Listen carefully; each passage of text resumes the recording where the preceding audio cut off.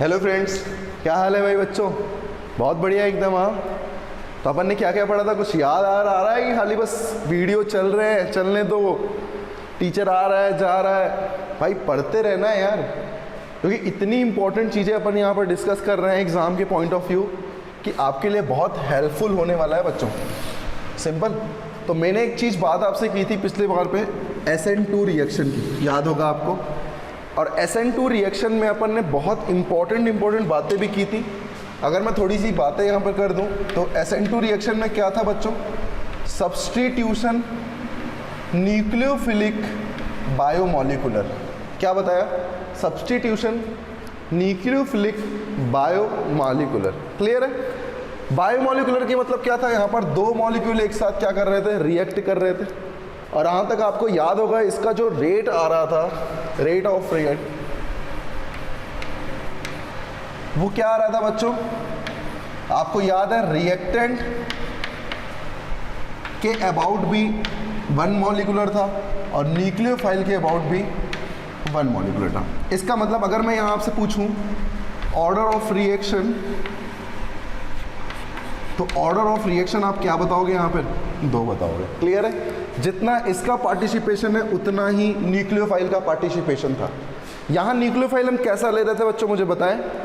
बिल्कुल, यहाँ पर हम ले रहे थे स्ट्रॉन्ग न्यूक्लियोफाइल। कैसे ले रहे थे? Strong nucleophile. और अगर हम रिएक्टेंट की बात करें तो रिएक्टेंट में हम ले रहे हैं लेस हिंडर्ड। लेस हिंडर्ड क्यों था बच्चों? क्योंकि अगर न्यूक्लियोफाइल अटैक करने जा रहा है सब्सटेंस पे तो वो ये चाहेगा कि जितने हल्के से हल्के मॉलिक्यूल लगे हो उतना बेस्ट है। क्या मतलब हुआ इसका? अगर मान लीजिए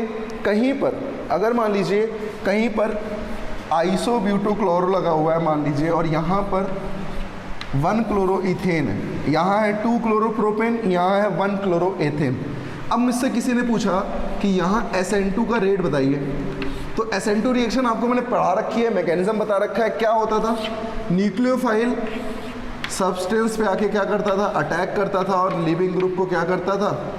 लिविंग ग्रुप को निकालता था। यही तो प्रोसेस था यहाँ पर। लिविंग ग्रुप की टेंडेंसी निकलने की जितनी अच्छी होगी उतना रेट ऑफ रिएक्शन अच्छा होगा, उतनी ही रेट उसकी क्या होगी? अच्छी होगी। अगर यहाँ पर लेस हिंडर्ड होगा उतनी ही रेट क्या होगी? अच्छी होगी। तो मुझे बताएं, लिविंग ग्रुप सेम है बच्चों, तो क्या मेरे पास सिर्फ हिंडर्ड बच रहा है? और हिंडर्ड है तो मुझे बताएं न्यूक्लियोफाइल यहाँ अटैक करेगा तो उसको थोड़ा हिंडर्ड पता चलेगा क्योंकि सेकेंडरी कार्बन है ये, और बच्चों ये प्राइमरी कार्बन है। तो रेट SN2 का किस में ज़्यादा हो जाएगा बच्चों? इसमें ज़्यादा हो जाएगा। यही अपन ने बात की थी। क्लियर है? लिविंग ग्रुप के बारे में मैंने बात की थी, तो मुझे पता है हैलाइड में जो लिविंग ग्रुप टेंडेंसी थी वो क्या थी बच्चों? I minus, Br minus, Cl minus और F माइनस। क्लियर है? यही टेंडेंसी थी यहाँ पर। तो मुझे पता है, अगर मान लीजिए मैं कहीं आपसे पूछ लेता कि एक बार मेरे पास ब्रोमीन है, एक बार मेरे पास आयोडीन है, और यहाँ मैं आपसे पूछता SN2 रेट, तो आप क्या बताते? यहाँ पर SN2 रेट ज़्यादा अच्छा होगा। क्या बच्चों लिविंग ग्रुप टेंडेंसी आयोडीन अच्छा लिविंग ग्रुप है, गुड लिविंग ग्रुप है? तो मुझे बताएं आयोडीन जल्दी निकल जाएगा क्योंकि ये भी प्राइमरी कार्बन है और ये भी प्राइमरी कार्बन है। कार्बन की हिंड्रेंस इक्वल है, लेकिन लिविंग ग्रुप यहाँ क्या है? Br है, और यहाँ लिविंग ग्रुप क्या है बच्चों? आयोडीन है। तो मुझे बताएं कौन जल्दी निकलेगा? आयोडीन। तो रेट किसकी अच्छी होगी? आयोडीन। क्लियर बात समझ में आ रही है? आपको एक और मेन इंपॉर्टेंट बात हमने बताई थी कि जब इसका ट्रांजिशन स्टेट बन रहा था, ट्रांजिशन स्टेट बोले तो ऐसी सिचुएशन जहां पर एक बॉन्ड टूट रहा है और एक बॉन्ड जुड़ रहा है, यही सिचुएशन क्या थी? Transition state. और SN2 में ट्रांजिशन स्टेट बनती है बच्चों, इंटरमीडिएट नहीं बनता। आपको पता था रिएक्शन कितने स्टेप की थी? 1 स्टेप रिएक्शन। और 1 स्टेप रिएक्शन की अगर हम बात करें तो 1 स्टेप रिएक्शन में क्या कोई रिएक्टेंट के सीधे क्या बन रहा था? प्रोडक्ट। बीच में क्या था? Transition state. क्या कोई इंटरमीडिएट था मेरे पास? नहीं था। तो आप ये ध्यान रखो, हमेशा SN2 में कभी भी इंटरमीडिएट नहीं बनता। क्या बनता है? Transition state. और ट्रांजिशन स्टेट में जो कार्बन की हाइब्रिडेशन थी बच्चों, वो आपको ध्यान होगा, इधर से न्यूक्लियोफाइल अटैक कर रहा था और लिविंग ग्रुप निकल रहा था। तो क्या यहाँ पर बॉन्ड सिर्फ 3 ही बने हैं? तो हाइब्रिडेशन क्या था बच्चों? sp2। ये सब हमने लिख चुके हैं, ये सब हम पढ़ चुके हैं। एक ओवरऑल रिवीजन लगा रहा हूँ जिससे कि आपको SN2 बहुत अच्छे से याद आ जाए कि हमने क्या क्या किया था। आप रिवाइज कर रहे हैं आई थिंक, तो आप रिवाइज करते रहें, जैसे जैसे आप रिवाइज करते रहेंगे और अच्छा होता जाएगा। फिर मैंने आपको बताया था कि अगर कोई अटैकिंग टेंडेंसी है और बैड लिविंग ग्रुप है, बैड लिविंग ग्रुप मतलब क्या हुआ बच्चों? जैसे मान लीजिए फ्लोरीन, तो यहाँ पर SN2 पॉसिबल नहीं है बच्चों, क्योंकि F क्या है? बैड लिविंग ग्रुप, बहुत बैड लिविंग ग्रुप है, ये नहीं निकलना चाहेगा। ये इतना ज़्यादा इसमें हीट लगेगी, इतना ज़्यादा लगेगी, ये रिएक्शन प्रोसीड ही नहीं कर पाएगा और SN2 रिएक्शन यहाँ पर फॉलो नहीं होगी। क्लियर बात समझ में आई क्या? फिर मैंने आपको और चीज़ें बताई थी कि अगर कोई ब्रिज हेड कार्बन पे हैलाइड लगा है, अगर कोई ब्रिज हेड कार्बन पे हैलाइड लगा है तो यहाँ भी SN2 फॉलो नहीं होगी। क्यों नहीं होगी बच्चों मुझे बताएं। यहाँ पर क्या जैसे ही यहाँ पर कार्बन का ट्रांजिशन स्टेट बनेगा तो ट्रांजिशन स्टेट में हाइब्रिडेशन क्या होती है? sp2। और हमने पढ़ रखा है कि भाई साहब कभी भी ब्रिज हेड कार्बन sp2 नहीं हो सकते, हमने ये पढ़ रखा है 11th क्लास में। तो बताएं बच्चों, क्या कभी भी यहाँ रिएक्शन पॉसिबल होगी? नहीं होगी। इसी तरीके से अगर मान लीजिए मेरे पास कोई इस तरीके का मॉलिक्यूल है, मतलब एलाइलिक नहीं, इसे बोलते हैं विनाइलिक। इसे कौन सा कार्बन बोलते हैं? विनाइलिक। तो अगर कभी भी विनाइलिक हैलाइड है मेरे पास, ध्यान से सुने बच्चों, अगर कभी भी विनाइलिक हैलाइड है तो यहाँ SN2 अटैक नहीं हो सकता। क्यों नहीं हो सकता? क्योंकि यहाँ पर और इस Cl के लोन पेयर में क्या होता है? रेजोनेंस, और जिसके रेजोनेंस के कारण जो डेल पॉजिटिव होता है वो बच्चों न्यूट्रल हो जाता है। और न्यूट्रल हो जाने से अच्छी बात ये होती है कि अब इस पर अटैक करने की टेंडेंसी रह ही नहीं पाती, इसलिए यहाँ SN2 फेवर नहीं करता। क्लियर है? फिर मैंने आपसे बताया था कि अगर कोई टर्शरी हैलाइड आ जाए, और टर्शरी हैलाइड के केस में भी SN2 नहीं होती बच्चों, क्योंकि इतना ज़्यादा रिपल्शन है, इतना ज़्यादा रिपल्शन है कि SN2 रिएक्शन दे ही नहीं सकता। तो ओवरऑल बात आपको समझ में आ गई होगी मेरे ख्याल से। तो अब शुरू करते हैं SN2 के कुछ क्वेश्चन जो पहले अपन ने कुछ किए थे। क्या किए थे बच्चों? क्या यहाँ पर हमें याद है कि यहाँ क्या हो रहा था? यहाँ हो रहा था इन्वर्जन। क्या हो रहा था बच्चों? इन्वर्जन। और इसी इन्वर्जन को क्या बोल रहे थे? वॉल्डेन इन्वर्जन। तो ध्यान आया आपको, SN2 में क्या होता है? इन्वर्जन होता है। क्या होता है? इन्वर्जन। अगर कोई वेज में जुड़ा है लिविंग ग्रुप तो न्यूक्लियोफाइल आएगा तो वो कहाँ जुड़ेगा बच्चों? डैश में जुड़ेगा। क्लियर है बात? मैंने कई सारे क्वेश्चन किए थे रिलेटेड टू फिशर फॉर्म, और आप सबको पता है फिशर फॉर्म में कभी भी अगर आपको चेंज करना है एक का, इसका मतलब आपने क्या कर दिया? वहाँ पर इन्वर्जन कर दिया है। समझ में आ रहा है बात? 2 का चेंज करते हैं तो कोई चेंज नहीं होता, 1 का चेंज करते हैं तो इन्वर्जन हो जाता है। जैसे मैं आपको कुछ प्रोडक्ट बनाने को दे रहा हूँ, आप वहाँ पर प्रोडक्ट बनाएं और मुझे बताएं SN2 रिएक्शन में क्या प्रोडक्ट बनेगा, बताएं मुझे बच्चों। सबसे पहला क्वेश्चन है,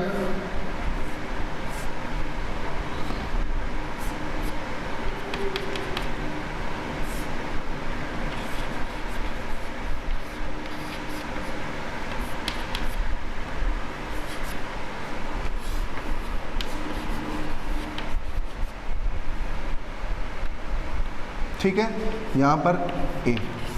जल्दी जल्दी बनाते जाएं बच्चों, प्रोडक्ट यहाँ बनाते जाएं आप। मैं आपको कई सारे क्वेश्चन दूंगा यहाँ पर जिससे कि आप बिल्कुल दिक्कत में ना हो। चलिए बनाते जाएं बच्चों, गड़बड़ी नहीं भाई।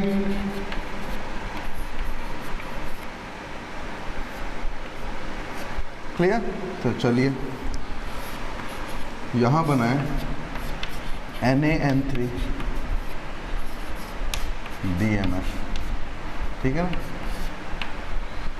मैंने आपको बता रखा है कि कौन स्ट्रॉन्ग न्यूक्लियोफाइल है। कैसे देखते हैं स्ट्रॉन्ग न्यूक्लियोफाइल? उस पर माइनस कंटेनिंग ग्रुप होता है।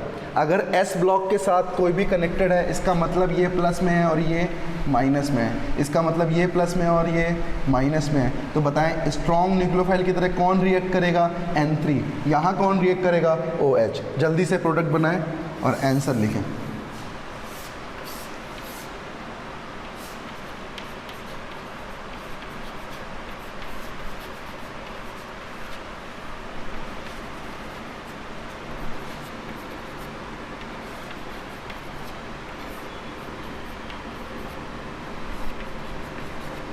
चलिए यहाँ पर बनाए प्रोडक्ट।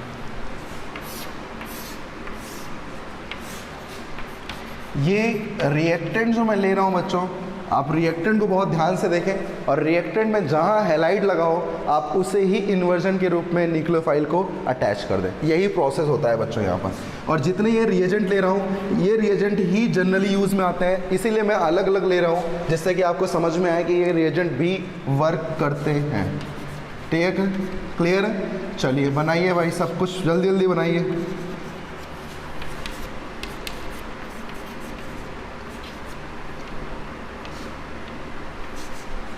क्लियर? चलिए बनाइए। ये चारों क्वेश्चन करिए और चारों क्वेश्चन को बहुत ध्यान से करना है बच्चों। ध्यान क्या देना है आपको कि जब आप न्यूक्लियोफाइल अटैक करें तो आप हमेशा क्या करेंगे, वहाँ पर इन्वर्जन करेंगे। क्या करेंगे बच्चों? इन्वर्जन। तो इन्वर्जन जैसे यहाँ पर है मान लीजिए, ठीक है, यहाँ मान लीजिए मुझे इन्वर्जन करना होता तो मुझे पता है कि ये चीज़ें क्या हो जाती हैं, पलट जाती हैं। क्या हो जाती हैं? पलट जाती हैं। तो मैं कह सकता हूँ कि अगर मैं वेज में इसे रख रहा हूँ Cl को, तो इसका इन्वर्जन क्या होगा? Wedge form. इसका मतलब क्या होगा बच्चों? ये OH माइनस जब अटैक करेगा इसके एंटी में तो ये Cl बाहर निकलेगा, जिसकी वजह से अब मैं क्या कर रहा हूँ बच्चों, वेज में लगा दे रहा हूँ OH को, डैश में लगा दे रहा हूँ H को, Cl, CH3 और Et। क्या मैं ये कर सकता हूँ? भाई ये चीज़ें कहाँ थी? डैश में थी। अगर मैं OH को डैश में लगाता इसका मतलब मैंने इन्वर्जन नहीं किया, लेकिन मैंने OH को कहाँ लगाया? वेज में लगाया। इसका मतलब H की पोजीशन को मैं कहाँ रख दूंगा? डैश में। इसे ही कहते हैं बच्चों इन्वर्जन। क्या बोलते हैं इसको? इन्वर्जन। क्लियर? और इसे नाम पूरा दें तो क्या देंगे? वॉल्डेन इन्वर्जन। क्या देते हैं? वॉल्डेन इन्वर्जन। चलिए ये करते हैं। मुझे बताएं यार न्यूक्लियोफाइल कौन है? N3 minus. तो ये क्या करेगा? हैलाइड। हैलाइड कहाँ है बच्चों?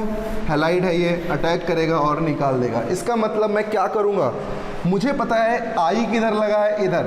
तो अगर मुझे चेंज करना है तो मैं N3 किधर लगाऊंगा? इधर। तो H कहाँ आ जाएगा? इधर। तो मुझे बताएं बच्चों प्रोडक्ट क्या बन जाएगा? क्या आप सब अच्छे से समझ पा रहे हैं कि यहाँ पर जो प्रोडक्ट आने वाला है वो कुछ इस तरीके से आ जाएगा। क्या आपको सबको समझ में आ रहा है कि कैसे मैंने ये प्रोडक्ट बनाया? मुझे पता था कि यहाँ पर I लगा हुआ है, अगर मैं इसका इन्वर्जन कर दूँ तो क्या इन्वर्जन के बाद कुछ इसी तरीके से फिगर आउट मिलेगा मुझे? तो बताएं मेन प्रोडक्ट कौन हो जाएगा? ये। इसे ही कहते हैं इन्वर्जन। यहाँ पर बताएं, मुझे बताएं सबसे पहले कि यहाँ पर जो न्यूक्लियोफाइल है क्या वो Cn माइनस है? और Cn माइनस न्यूक्लियोफाइल क्या करेगा? अटैक करेगा, ब्रोमीन को बाहर निकाल देगा। क्या बहुत अच्छे से समझ में आ रहा है? इसका इन्वर्जन करने का क्या मतलब हुआ बच्चों? फिर से देखें, ब्रोमीन यहाँ था, इसका मतलब अगर मैं Cn को यहाँ लगा दूँ तो मैंने इन्वर्जन नहीं किया, लेकिन अगर मैं Cn को रिप्लेस कर दूँ तो मैंने इन्वर्जन कर दिया। तो मैं डायरेक्ट क्या करूँगा? मैं डायरेक्ट क्या करूँगा? Cn को यहाँ लगाऊँगा, H को यहाँ लगाऊंगा और बाकी जो लगा हुआ है, जैसा लगा हुआ है वैसा ही लगा रहने दूंगा। क्लियर है? तो समझ में आया प्रोडक्ट कैसे बना? चलिए जल्दी से ये बताइए, क्या K प्लस और SH माइनस है यहाँ? तो मुझे बताएं अटैक करेगा और हैलाइड को बाहर निकाल देगा। बहुत अच्छे से क्लियर हो रहा है क्या? क्या होगा? इन्वर्जन। और इन्वर्जन में मैं क्या करूँगा? SH को इधर ना लगा के किधर लगाऊंगा बच्चों? उधर लगाऊंगा। तो बहुत बढ़िया, आपको समझ में आ रहा है, सब कुछ क्लियर समझ में आ रहा है। तो बताओ SH कहाँ आ जाएगा? यहाँ। H यहाँ पर क्या लगा है? D, यहाँ D, यहाँ H और यहाँ CH3। तो क्या समझ में आया प्रोडक्ट कैसे बना? तो इस तरीके से यहाँ पर SN2 रिएक्शन के बारे में अपन बता पा रहे थे। ठीक है, तो चलिए SN2 के बारे में और बातें करते हैं और इसके बाद हम पढ़ेंगे बच्चों SN1 reaction. Clear?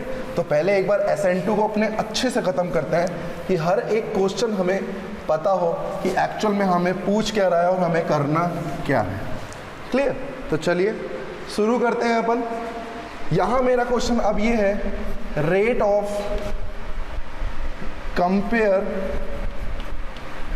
Compare rate of SN2 reaction. मुझे आप ये बताओगे कि SN2 रिएक्शन अच्छी कहाँ पे होगी? आपको क्या बताना है? SN2 रिएक्शन कहाँ पर अच्छी होगी? तो मुझे बताएं बच्चों, सबसे पहला क्वेश्चन, यहाँ मैंने आयोडीन लगा दिया, यहाँ मैंने ब्रोमीन लगा दिया। कंपेयर करना है बच्चों और कंपेयर करके मुझे बताएं कि कहाँ SN2 अच्छी होगी।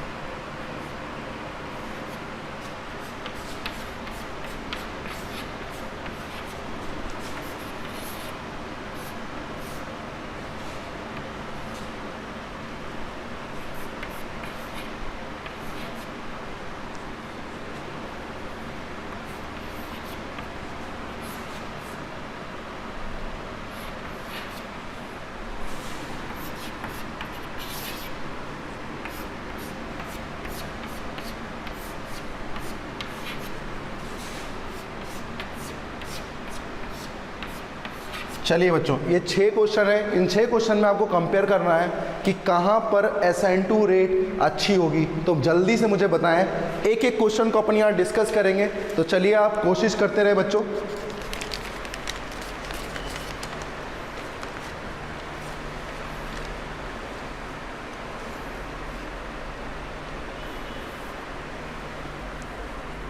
जल्दी से बनाएं और मुझे बताएं। चलिए मैं डिस्कस करता हूँ एक एक क्वेश्चन को। सबसे पहला क्वेश्चन है, मुझे पता है कि यहाँ पर डिग्री क्या है बच्चों, सेम है। डिग्री जब सेम है तो डिपेंड किस पे कर रहा है, लिविंग ग्रुप। मुझे बताएं यहाँ पर लिविंग ग्रुप अच्छा कौन है। आप सबने पढ़ रखा है बच्चों, आयोडीन और ब्रोमीन में लिविंग ग्रुप कौन अच्छा होता है, आयोडीन। तो मुझे बताएं, अटैक करने के बाद जितना जल्दी प्रोसेस कंप्लीट होगा, क्या मैं समझ सकता हूं कि उतनी ही ज़्यादा इसकी रेट ऑफ रिएक्शन होगी। क्लियर है? तो पहला क्वेश्चन बहुत इजी था। सेकंड क्वेश्चन करते हैं। मैंने आपको एक केस बता रखा है सेकंड क्वेश्चन के रिप्लेस में, कि जब भी डबल बॉन्ड से जुड़ा हुआ हैलाइड होता है, जब भी डबल बॉन्ड से जुड़ा हुआ हैलाइड होता है, वो कभी भी SN2 रिएक्शन नहीं दे सकता। लेकिन यहाँ पर कोई दिक्कत नहीं है बच्चों, यहाँ अटैक कर सकता है और लिविंग ग्रुप को निकाल सकता है। तो मुझे बताएं यहाँ रेट क्या होगा, ये होगा। यहाँ रिएक्शन पॉसिबल ही नहीं होगी, तो मैं कह सकता हूँ यहाँ SN2 इज़ नॉट पॉसिबल। ये हमने पढ़ रखा है बच्चों, ध्यान रखो। थर्ड क्वेश्चन में देखो, क्या सेकेंडरी हैलाइड है और वो टर्शरी हैलाइड है, और मैंने बता रखा है टर्शरी हैलाइड में कभी भी SN2 रिएक्शन नहीं होती। तो बताओ किसका रेट अच्छा, इसका। तो क्या बहुत अच्छे से क्लियर हो रहा है? चलिए ये क्वेश्चन करते हैं। सेम एज दैट इज, जैसा मैंने ये क्वेश्चन किया था सेम वैसा ही है। ध्यान दो, यहाँ पर रिंग का मतलब क्या हुआ, बेंजीन रिंग, और डबल बॉन्ड से कनेक्टेड हैलाइड SN2 नहीं देता। इसका मतलब रेट किसका अच्छा होगा, इसका। क्लियर? फिफ्थ क्वेश्चन और very important for this case, बच्चों यहाँ SN2 बहुत अच्छा होता है, बहुत अच्छा होता है। क्यों होता है? इस डबल बॉन्ड की वजह से इस कार्बन की इलेक्ट्रोनिगेटिविटी की बात करें तो इस कार्बन से ज़्यादा होगी, और ज़्यादा होगी तो ये इलेक्ट्रॉन खींचने की कोशिश करेगा, और खींचने की कोशिश करेगा तो यहाँ पर डेल पॉजिटिव इसकी वजह से बढ़ेगा, और जितना डेल पॉजिटिव बढ़ेगा न्यूक्लियोफाइल उतनी ही जल्दी आएगा और अटैक करके क्या करेगा, निकाल देगा। क्लियर बात समझ में आ रही है? तो रेट बहुत अच्छा होता है किसमें, कार्बोनिल के साथ कार्बन से हैलाइड जुड़ा हो। इसी को बोलते हैं alpha carbon halide. Alpha carbon कौन सा है ये, तो ये कौन सा हुआ, अल्फा हैलाइड। ठीक है, चलिए इसकी बात करते हैं। बहुत अच्छे से क्लियर है, ब्रिज हेड कार्बन कभी भी SN2 रिएक्शन नहीं देते। तो मुझे बताओ रेट किसका अच्छा होगा, उसका। क्लियर? अच्छा, मैंने आपको एक और चीज़ सिखा रखी है बच्चों। क्या सिखा रखा है? अगर मान लीजिए मेरे पास, मैं आपसे बोलूँ, अगला क्वेश्चन यहीं पे आगे मैं आपसे क्वेश्चन पूछूं कि मेरे पास है रिएक्टेंट 0.2 मोल, मोलरिटी इसकी कितनी है 0.2, और एक जगह मैंने रिएक्टेंट लिया उसकी है 0.1 मोलर। बताएं SN2 रिएक्शन का रेट क्या होगा, रेट ऑफ SN2 बताएं क्या होगा बच्चों। हमने पढ़ रखा है रेट किस पे डिपेंड करता है, रिएक्टेंट पे भी करता है, एज लाइक एज न्यूक्लियोफाइल पे भी करता है। इसका मतलब बताओ, जिसका रिएक्टेंट का कंसंट्रेशन ज़्यादा होगा तो कॉन्सेंट्रेशन के अबाउट रेट भी किसका ज़्यादा होगा, जिसका कॉन्सेंट्रेशन ज़्यादा होगा। अगर यहीं पर आपसे ये पूछता कि न्यूक्लियोफाइल की कॉन्सेंट्रेशन है यहाँ पर 0.1 m और न्यूक्लियोफाइल की दूसरी जगह कॉन्सेंट्रेशन है 0.2 m, बताइए कौन जीतता, 0.2 m, क्योंकि रिएक्टेंट और न्यूक्लियोफाइल दोनों पे SN2 रिएक्शन क्या करती है, फॉलो करती है। क्लियर है? चलिए और क्वेश्चन करते हैं यहाँ पर, और इसे अपन यहीं पर क्वेश्चन करके इसको क्लियर करते हैं। क्लियर? चलिए क्वेश्चन करते जाएं बच्चों, ठीक है ना। आपके पास इतने सारे क्वेश्चंस हैं ये कि आपका SN2 रिएक्शन इससे बाहर कहीं का नहीं है बच्चों, कहीं कोई भी बुक में आपको इससे ज़्यादा नहीं मिलेगा। क्लियर है? तो आप जितना मैं पढ़ा रहा हूँ आप पढ़ते जाएं और आप देखेंगे कि आप में फ़र्क खुद नज़र आएगा। क्लियर बात समझ में आ रही है? चलिए मान लीजिए मेरे पास एक ऐसी कोई फिशर फॉर्म देता, D लगा दिया, H लगा दिया, CH3 लगा दिया और ब्रोमीन लगा दिया। इसी तरीके से मैं यहाँ क्या करता, CH3, एथिल, H और ब्रोमीन। अब बताएं मुझे यहाँ पर 9 नंबर, मुझे बताएं बच्चों यहाँ रेट किसका ज़्यादा होगा, क्या मैंने आपको बता रखा है जितना लेस हिंडर्ड हैलाइड होगा उतना ही SN2 रेट क्या होगा, फास्ट होगा। तो बताएं यहाँ पर लगा है H और D और यहाँ लगा है बच्चों एथिल और मैथिल। तो बताएं बच्चों यहाँ पर लेस हिंडर्ड कौन है ये, इसलिए रेट किसका अच्छा होगा, इसका। चलिए 10वें नंबर की हम बात करते हैं। मान लीजिए मेरे पास कुछ ऐसा ग्रुप होता, जैसे मान लीजिए कि मैंने कोई एक रिंग बना दी या रिंग से रिलेटेड मैंने कोई ऐसा ग्रुप रख दिया, जैसे Cl दिस Cl। तो मुझे बताएं यहाँ पर SN2 रेट कहाँ अच्छी होगी, क्लियर बता सकते हैं क्या?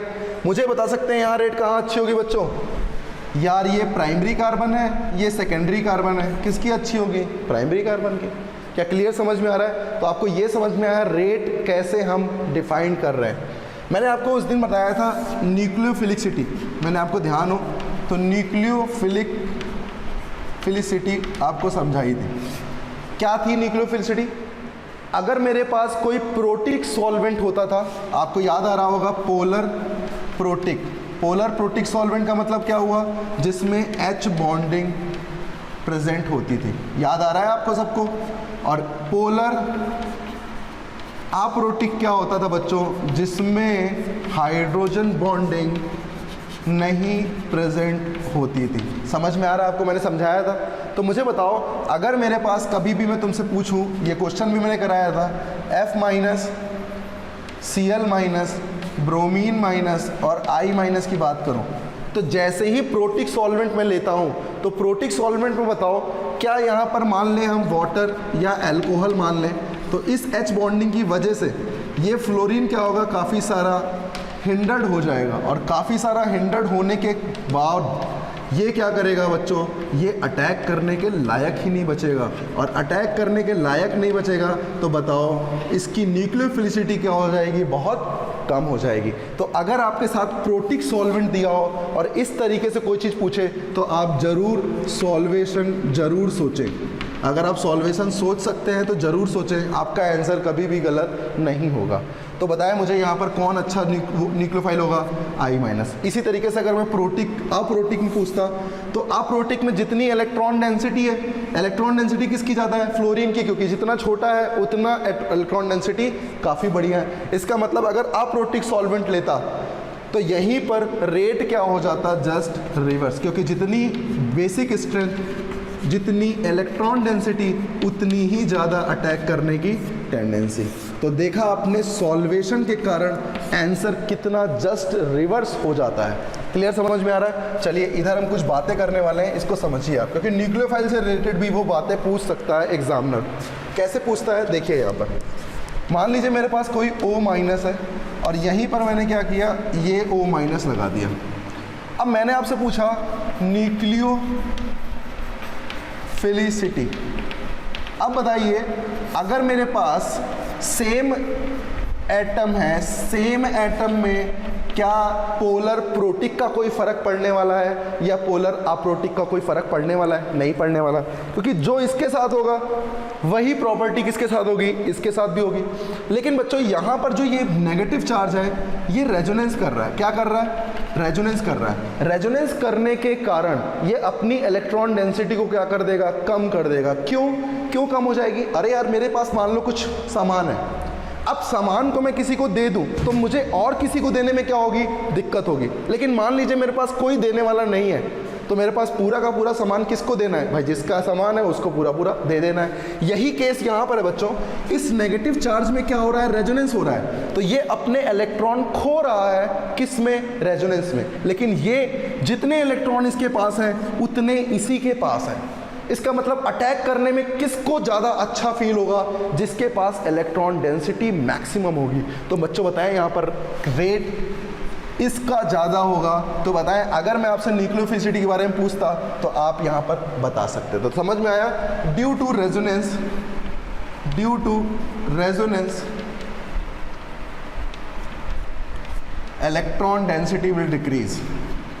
इलेक्ट्रॉन डेंसिटी विल decrease,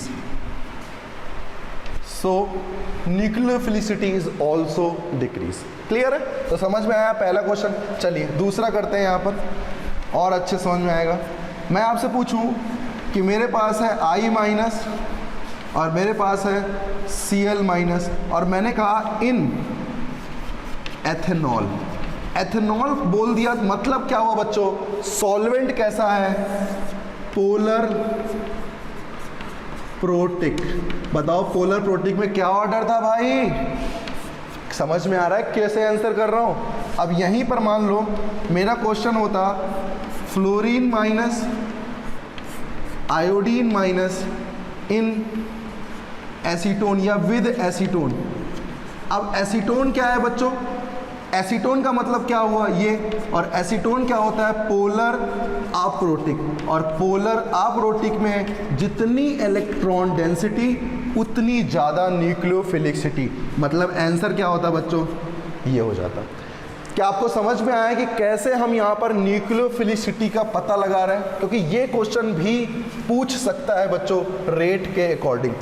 मैं आपसे पूछूं कि यार न्यूक्लियोफाइल ये है SN2 में और एक न्यूक्लियोफाइल ये है, तो बताओ रेट किसका ज़्यादा अच्छा होगा। मैं आपसे पूछूं ये न्यूक्लियोफाइल भी है और ये न्यूक्लियोफाइल है और SN2 रेट में पूछना है, तो बताओ SN2 रेट, क्या मैं कह नहीं सकता कि SN2 रेट में जितना अच्छा न्यूक्लियोफाइल होगा उतना ही जल्दी रिएक्शन प्रोसीड होगी। क्यों, क्योंकि रेट किस पे डिपेंड कर रही थी, रिएक्टेंट पे एज वेल एज न्यूक्लियोफाइल पे। क्लियर समझ में आ रहा है भाई, समझ में आ रहा है ना। चलो आगे करते हैं। यहीं पर मान लो मेरे पास कुछ इस तरीके से ग्रुप होता O माइनस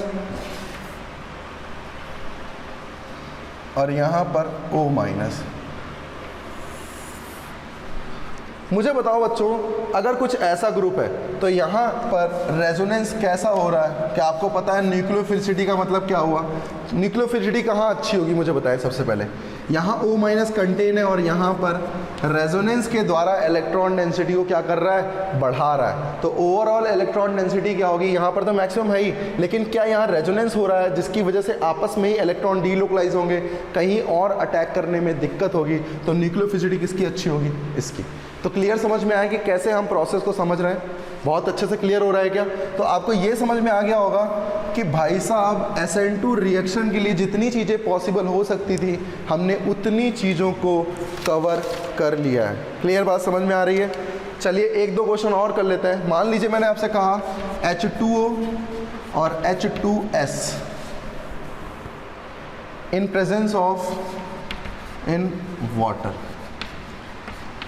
बताओ बच्चों, O के फैमिली में ही S आता है,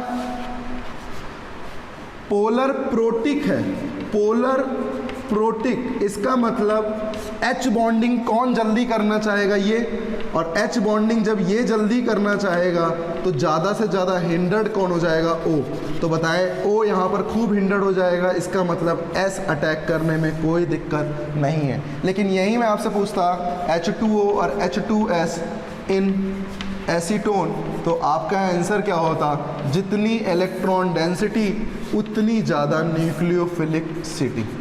तो न्यूक्लियोफिलिसिटी किसकी ज़्यादा होगी, वाटर की ज़्यादा होगी। तो क्लियर समझ में आया कि कैसे कैसे यहाँ पर प्रोसेस हम यहाँ कर रहे हैं बच्चों, समझ में आ रहा है भाई, बढ़िया से क्लियर हो रहा है ना, क्लियर। तो चलिए यहाँ पर और कुछ क्वेश्चन करते हैं, कुछ और चीज़ें पढ़ते हैं।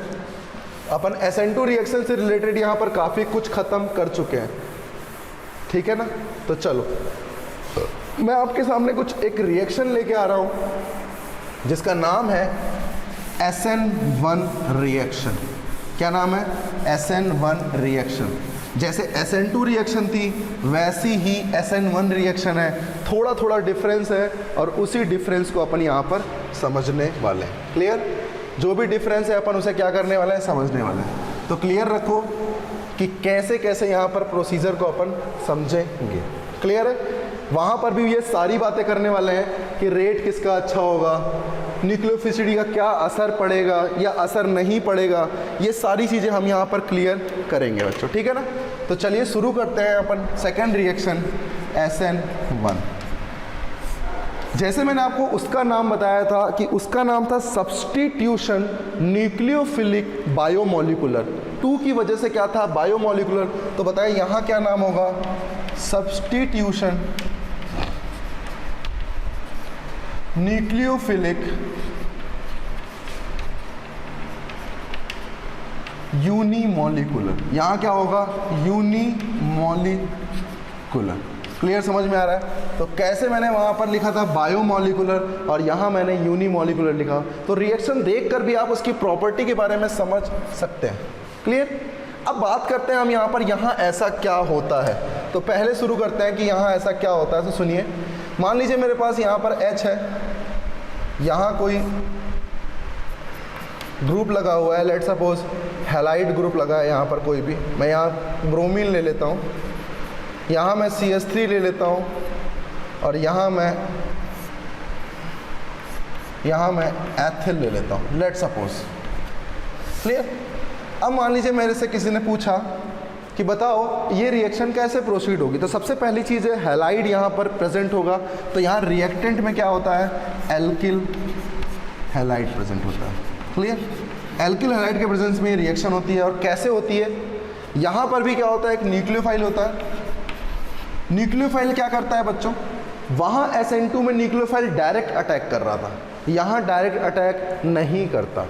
यहाँ सबसे पहले क्या होता है, यहाँ पर न्यूक्लियोफाइल जैसे ही प्रेजेंट होता है तो यहाँ क्या होता है, इन ग्रुप्स की वजह से, क्योंकि इतना ज़्यादा ग्रुप है, इतने ज़्यादा ग्रुप हैं, और इन ग्रुप्स की वजह से क्या होता है, रिपल्शन बहुत ज़्यादा होता है।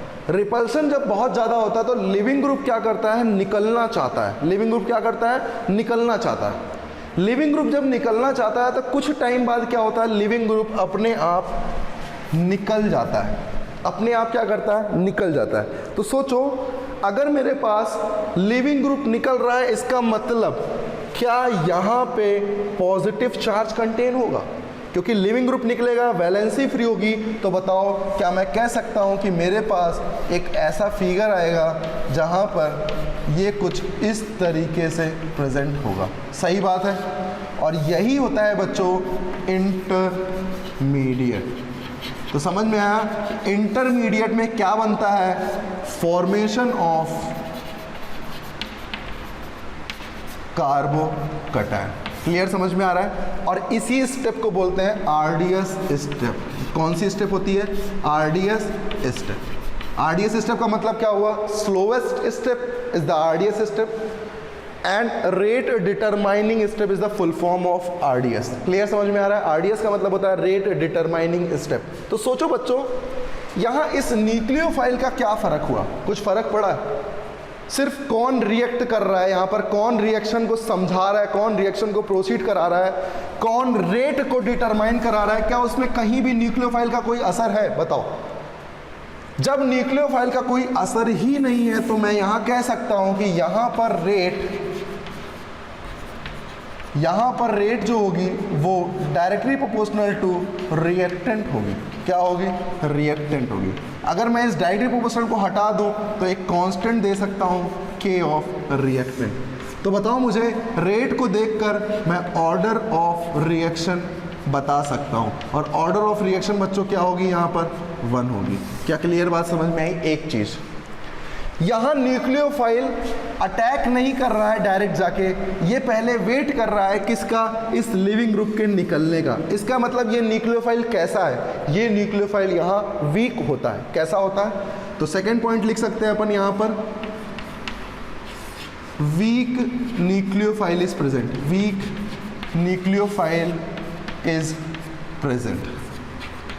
वीक न्यूक्लियोफाइल प्रेजेंट है, इसका मतलब बच्चों वीक न्यूक्लियोफाइल कैसा होता है, जैसे वाटर, जैसे एथनॉल, जैसे मेथनॉल, जितने भी ये न्यूट्रल होते हैं ना, जितनी भी ये न्यूट्रल स्पीसीज होती हैं, ये सब बच्चों वीक न्यूक्लियोफाइल में कंसीडर की जाती हैं।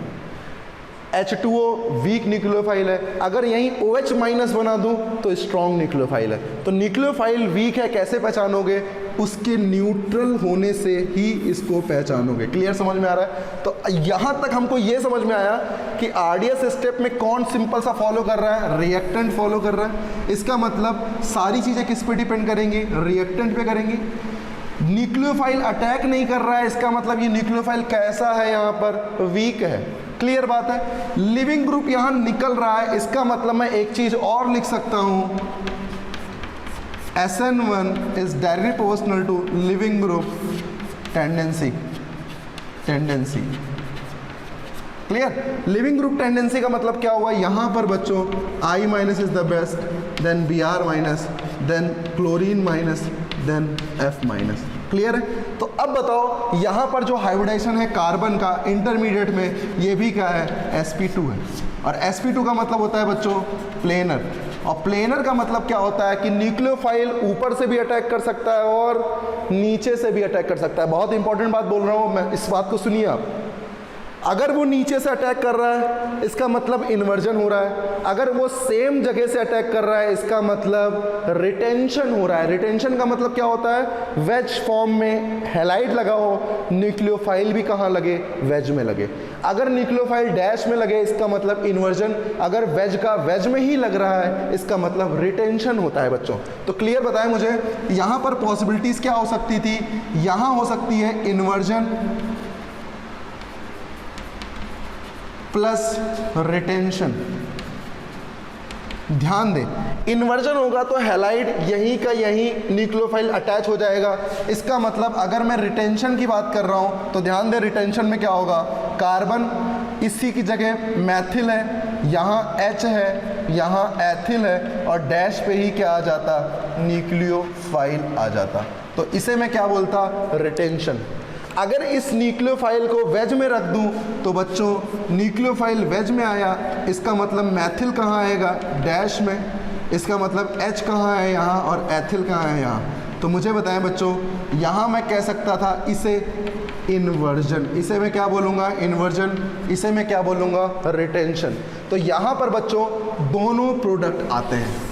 कैसे प्रोडक्ट आता है? दोनों के दोनों प्रोडक्ट आते हैं। अब चीज़ों को समझो। यहाँ पर अगर मैं तुमसे पूछूं कि सर दोनों प्रोडक्ट आ रहे हैं तो बताइए कंटेंट किसका ज़्यादा होगा, कौन ज़्यादा मात्रा में होगा? तो सुनिए बच्चों, यहाँ पर हैलाइड ऐसा है कि जब ये निकलेगा ना तो निकलने के बाद ऐसा नहीं है कि ये निकल के चला गया, नहीं, ये उसी साइड भटकता रहेगा, उसी साइड ये टहलता रहेगा। उसी साइड टहलने के कारण इधर से अटैक करना, सेम साइड से अटैक करना पॉसिबल कम होता है कंपेयर टू इन्वर्जन। तो यहाँ पर भी इन्वर्जन क्या होता है? ज़्यादा मात्रा में बनता है। किससे? रिटेंशन से। क्या समझ में आ रहा है इतनी चीज़? तो आपको ये चीज़ समझ में आई कि यहाँ पर formation of carbocation as a intermediate बन रहा है। तो लिख सकता हूँ मैं यहाँ पर, फोर्थ नंबर है formation of carbocation, formation of carbocation as a intermediate. As a intermediate की बात करूं तो बताओ, यहां पर मैं कह सकता हूं कि SN1 की रिएक्टिविटी किस पे डिपेंड करेगी? Carbocation stability. क्यों बच्चों? क्योंकि यार जब रेट ही उसी से डिफाइंड हो रहा है तो बताओ यहाँ पर मैं क्या समझूंगा? जितनी ज़्यादा इस कार्बोकैटायन की स्टेबिलिटी होगी उतनी ही ज़्यादा SN1 की रिएक्शन प्रोसीड करेगी। तो क्या मुझे ये बता सकते हो कि बच्चों यहाँ पर अगर मैं आपसे पूछूं कि बताओ SN1 रेट कहाँ अच्छी होगी, तो आप बता सकते हो कि सर अगर मेरे पास कोई टर्सरी हैलाइड है, कोई सेकेंडरी हैलाइड है और कोई प्राइमरी हैलाइड है, तो बताओ यहाँ पर ये जाएगा तो कार्बोकैटायन प्राइमरी बनेगा, यहाँ सेकेंडरी बनेगा और यहाँ टर्सरी बनेगा। बताओ टर्सरी कार्बोकैटायन ज़्यादा स्टेबल होता है तो रेट किसकी ज़्यादा होगी? इसकी ज़्यादा होगी। इसका मतलब 3 डिग्री कार्बोकैटायन या 3 डिग्री हैलाइड ज़्यादा अच्छा है किसके लिए? SN1 के लिए, then 2 degree, then 1 degree. SN2 में क्या होता था? जस्ट इसका रिवर्स होता था। ध्यान आया आपको? वहाँ पर क्या होता था? न्यूक्लियोफाइल स्ट्रांग होता था। स्ट्रांग न्यूक्लियोफाइल है तो वो वेट नहीं करेगा, और वो वेट नहीं करेगा तो वो तुरंत जाके क्या कर देता था? अटैक कर देता था, जिसकी वजह से जो रिपल्शन फैक्टर वहाँ होता था वहाँ ज़्यादा नहीं होना चाहिए, क्योंकि वहाँ तुरंत अटैक होता था। यहाँ पर क्या हुआ? हैलाइड अपने आप निकल रहा है, इसका मतलब क्या हुआ? यहाँ एज अ कार्बोकैटायन बन रहा है रेट में, तो यहाँ पर कार्बोकैटायन की स्टेबिलिटी डिपेंड करेगी SN1 रिएक्शन की रेट पे। तो क्या सीखा हमने यहाँ पर? यहाँ हमने ये सीखा कि यहाँ पर कार्बोकैटायन फॉर्म होगा। सबसे सिंपल बात ये है, न्यूक्लियोफाइल वीक होगा, और यहाँ सॉल्वेंट यूज़ करते हैं बच्चों, पोलर प्रोटिक सॉल्वेंट। आपको याद होगा न्यूक्लियोफाइल SN2 में पोलर अप्रोटिक यूज़ करते थे, जैसे DMF, DMSO, एसीटोन, ये सब यूज़ करते थे। और यहाँ क्या यूज़ करते हैं? पोलर प्रोटिक सॉल्वेंट यूज़ करते हैं। क्या समझ में आया आपको? बहुत अच्छे से क्लियर हो रहा है क्या? तो आपको ये समझ में आया कि SN1 रिएक्शन में SN1 हमें क्या दिखाता है? सब्स्टिट्यूशन न्यूक्लियोफिलिक यूनिमोलिकुलर, मतलब ये कैसा है? यूनिमोलिकुलर। इसकी मॉलिकुलरिटी कितनी है? 1 है। यहीं से इसका ऑर्डर ऑफ रिएक्शन भी क्या है? 1 है। यहाँ पर बताओ किस पे डिपेंड करेगा? रिएक्टेंट पे डिपेंड करेगा। जितना ज़्यादा रिएक्टेंट उतना ज़्यादा SN1। न्यूक्लियोफाइल इस पर कोई काम नहीं करता, न्यूक्लियोफाइल डिपेंडेंट है ही नहीं SN1 रिएक्शन। तो SN1 रिएक्शन पे न्यूक्लियोफिलिसिटी का कोई असर नहीं पड़ता बच्चों। सिंपल बात समझ में आ गई? तो SN1 रिएक्शन आपको बहुत अच्छे से क्लियर हो गई होगी कि कैसे हम यहाँ SN1 कर रहे हैं। डिफरेंस समझ में आया आपको? वहाँ लेस हिंडर्ड था SN2 में, यहाँ हिंडर्ड ज़्यादा होगा क्योंकि यहाँ पर कार्बोकैटायन बन रहा है, तो स्टेबिलिटी ऑफ कार्बोकैटायन ही हम यहाँ देखते हैं। तो समझ में आ गया होगा आपको? तो नोट करेंगे SN1 रिएक्शन, नोट कर लें।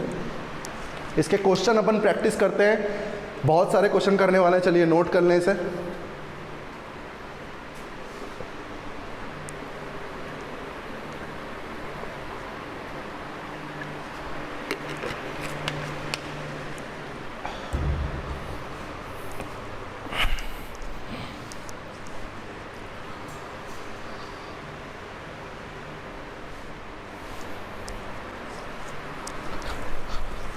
तो आपने ये नोट कर लिया होगा। चलिए इसके आगे बात करते हैं इसमें इसके ग्राफ की, कि एक्चुअल में इसके ग्राफ में क्या होता है। क्लियर? चलिए एक क्वेश्चन करेंगे और उस क्वेश्चन के थ्रू ग्राफ को समझेंगे, तो आपको समझ में आएगा कि एक्चुअल में ग्राफ हम कैसे यहाँ पर फॉर्म करते हैं। SN2 रिएक्शन कितने स्टेप रिएक्शन थी? एक स्टेप रिएक्शन थी, क्योंकि एक ही स्टेप में क्या हो रहा था? अटैक हो रहा था और निकाल दे रहा था। SN2 रिएक्शन में ट्रांजिशन स्टेट बनता है, SN1 में इंटरमीडिएट बनता है। SN1 में कार्बोकैटायन स्टेबिलिटी पे डिपेंड करता है और वहाँ ऐसा कुछ नहीं होता है SN2 में। क्लियर है? तो एक क्वेश्चन करते हैं। यहाँ पर मैंने क्या किया? यहाँ मैंने किया मैथिल, एथिल और मैथिल, और यहाँ मैंने लगा दिया Cl। क्या किया मैंने? वाटर ले लिया H2। किस मीडियम में? एक्वस। और एक्वस लेने का मतलब यहाँ नहीं है, एक्वस है मतलब यहाँ पर वाटर क्या है? एक्वस कोई क्या बोलते हैं? वाटर बोलते हैं, जल की प्रेजेंट है। क्या करेगा ये जल? सबसे पहले देखेंगे कि ये रिएक्शन हम समझेंगे कैसे। क्या ये वाटर वीक न्यूक्लियोफाइल है? सॉल्वेंट भी हम कह सकते हैं, पोलर प्रोटिक सॉल्वेंट कह सकते हैं इसको। वीक न्यूक्लियोफाइल है, साथ ही साथ पोलर प्रोटिक सॉल्वेंट है। हैलाइड कैसा है? 3 डिग्री हैलाइड है। तुरंत समझ में आना चाहिए, अरे यार ये तो SN2 रिएक्शन नहीं, ये SN1 रिएक्शन है। कैसे समझे? हैलाइड अगर वहाँ पर लेस हिंडर्ड होता तो मैं SN2 रिएक्शन बोलता। हैलाइड अगर अच्छा खासा हिंडर्ड है, क्यों अच्छा खासा हिंडर्ड है? क्योंकि इस Cl की वजह से जो कार्बोकैटायन फॉर्म होगा वो बहुत ज़्यादा स्टेबल होगा। या आप समझ सकते हैं या आप देख सकते हैं। तो मुझे बताएं कैसे आपने रिएक्शन को समझा। सबसे पहले हम इस स्टेप की बात करने वाले हैं। तो कैसे समझा? न्यूक्लियोफाइल कैसा होगा? वीक होगा। पोलर प्रोटिक होगा।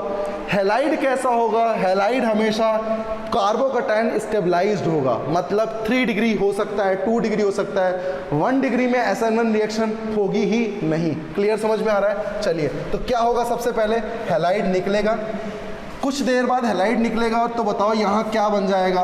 कार्बोकैटायन बन जाएगा बच्चों। जो चीज़ें लगी हुई हैं जैसी लगी हुई हैं वैसी ही लगी रहने दो, कोई दिक्कत नहीं है। क्लियर? अब मेरे पास 2 चीज़ें हैं, क्या है? ये बन गया मेरे पास as a intermediate. As a intermediate बनने के बाद मैंने देखा कि इंटरमीडिएट तो काफ़ी अच्छा स्टेबल है। अब क्या काम करेगा? वाटर। और वाटर क्या काम करेगा बच्चों? अटैक करने का। ये फ्रंट से भी अटैक कर सकता है और ये बैक से भी अटैक कर सकता है। इसका मतलब क्या हुआ? ये मैं कह सकता हूँ रिटेंशन और ये मैं कह सकता हूँ इन्वर्जन। समझ में आ रहा है बच्चों? तो यहाँ दोनों प्रोडक्ट आते हैं, इन्वर्जन भी आता है और रिटेंशन भी आता है। और इन्वर्जन और रिटेंशन जब आता है बच्चों तो इसी को आप नाम देते थे रेस्माइजेशन, रेसमिक मिक्सचर। भाई एक R बनेगा तो दूसरा S बनेगा, यही तो होगा। एक सामने से अटैक कर रहा है तो मान लो वो R है, पीछे से अटैक करेगा तो वो R तो नहीं रहेगा, वो क्या हो जाएगा S, और R और S का मिक्सचर क्या कहलाता था, रेसमिक मिक्सचर। इसीलिए हम बोलते हैं यहाँ पर रेसमाइजेशन होता है। क्या होता है, रेसमाइजेशन। क्लियर, समझ में आ रहा, यहाँ क्या होता है बच्चों, रेसमाइजेशन होता है। तो बताओ यहाँ पर प्रोडक्ट कौन कौन से बन सकते थे। क्या सबसे पहले, अब यहाँ क्या होगा, ध्यान दो बच्चों, यहाँ वाटर का OH यहाँ भी जुड़ सकता है और वाटर का OH इन्वर्जन में भी जुड़ सकता है। क्लियर, समझ में आ रहा है ना। तो कैसे मैंने दोनों प्रोडक्ट बनाए, क्या आपको समझ में आ रहा है, क्लियर है, समझ में आ रहा है ना। तो बताओ यहाँ पर इन्वर्जन भी बन सकता है, इन्वर्जन भी बन सकता है और रिटेंशन भी बन सकता है। तो दोनों प्रोडक्ट बनेंगे। यहाँ पर जो OH ऐड हो रहा है एक्चुअल में क्या होता है, मैं यहाँ थोड़ा समझाना चाह रहा हूँ। एक स्टेप यहाँ और होता है, उस स्टेप को समझो जरा। क्या होता है वो स्टेप, CH3 है, एथिल है। जब ये वाटर का अटैक होता है ना बच्चों, तो ये वाटर अटैक करता है तो सीधे यहाँ पर क्या जुड़ता है, OH और ये पॉजिटिव ये जुड़ता है। और इसके बाद क्या होता है, फिर से वाटर आता है और H प्लस क्या करता है, निकाल लेता है, जिससे कि ये क्या बन जाए, न्यूट्रल बन जाए। और न्यूट्रल बनने के बाद कुछ प्रोडक्ट इस तरीके से बन जाता है। तो यहाँ OH कैसे ऐड हो रहा है, तो यहाँ एक स्टेप आपको समझ में आई कि यहाँ OH कैसे ऐड हो रहा है। तो मुझे बताओ यहाँ पर मेनली क्या हुआ, एक बार एज अ इंटरमीडिएट की बात करूँ तो कार्बोकैटायन बन गया, और दूसरे स्टेप में क्या हुआ, न्यूक्लियोफाइल ने अटैक कर दिया। ये रिटेंशन भी कर सकता है और इन्वर्जन भी कर सकता है। ज़्यादा मात्रा में कौन होगा, इन्वर्जन, ध्यान रखना। क्लियर है। इसके ग्राफ की अगर हम बात करें तो बताओ, ग्राफ में सबसे पहले हमने रिएक्टेंट लिया, रिएक्टेंट के बाद हमारा क्या बना, इंटरमीडिएट बना, जो थोड़ा सा अनस्टेबल था। क्यों, क्योंकि यहाँ पर कार्बोकैटायन बन रहा है, कार्बोकैटायन अनस्टेबल है क्योंकि वो क्या है, इनकम्प्लीट है। आगे की बात करें तो फिर से क्या हुआ, पहला स्टेप मेरा ये समझ में आ गया, क्लियर है। यहाँ पर क्या बन गया, कार्बोकैटायन, यहाँ क्या बन गया, कार्बोकैटायन एज अ इंटरमीडिएट। फिर क्या हुआ, कार्बोकैटायन बनने के बाद न्यूक्लियोफाइल ने अटैक किया तो फिर से एक बन गया। यहाँ क्या बना होगा, ये ROH, और फिर से H पॉजिटिव निकलेगा तो H पॉजिटिव निकल जाएगा और ये रिएक्शन की क्या बन जाएगी, यहाँ है एनर्जी, यहाँ है रेट ऑफ रिएक्शन। तो समझ में आया। इस ट्रांजिशन स्टेट में बात करूँ तो यहाँ कितने ट्रांजिशन स्टेट बनेंगे, 3। यहाँ इस स्टेप में बात करूँ तो कितने स्टेप की रिएक्शन है, यहाँ 2 स्टेप की, सॉरी यहाँ तो 3 स्टेप हो गया। क्या, तीसरा जो स्टेप था वो क्या था, H प्लस का निकलना। तो आपको समझ में आया ये कैसे मैंने इसको डिफाइन किया। तो चलिए ग्राफ तो आप बना ही लोगे, ग्राफ बनाने में कोई दिक्कत नहीं है। जो मेन चीज़ है वो क्या है, SN1 रिएक्शन प्रोसीड कैसे होती है। अब मैं नेक्स्ट क्लास में आपको SN1 रिएक्शन से रिलेटेड क्वेश्चन कराऊंगा, रेट लिखवाऊंगा और कुछ चीज़ें अपन और पढ़ेंगे। तो SN1 रिएक्शन आपको बढ़िया से सीखनी है बच्चों, बहुत इंपॉर्टेंट है। तो मेन पॉइंट जो थे मैंने आपको बता दिए। जो भी मेन पॉइंट थे क्या थे, मेन कार्बोकैटायन की स्टेबिलिटी यहाँ डिपेंड करती है, यहाँ रिटेंशन और इन्वर्जन दोनों होता है, R भी बनता है, S भी बनता है, इसीलिए इसको रेसमाइजेशन बोलते हैं। इंटरमीडिएट में क्या बनता है, कार्बोकैटायन, तो RDS स्टेप में भी क्या बना, कार्बोकैटायन। तो स्टेबिलिटी ऑफ कार्बोकैटायन डिपेंड करेगी SN1 रिएक्शन पे। पोलर प्रोटिक सॉल्वेंट यूज़ होता है यहाँ पर, वीक न्यूक्लियोफाइल यूज़ होता है यहाँ पर। मॉलिक्यूलरिटी 1 होती है, रिएक्टेंट पे ही डिपेंड करता है, न्यूक्लियोफाइल पे डिपेंड नहीं करता है। ठीक है बच्चों, तो चलो पढ़ाई करते रहो। नेक्स्ट क्लास में अपन SN1 के क्वेश्चंस को डिस्कस करेंगे। क्लियर।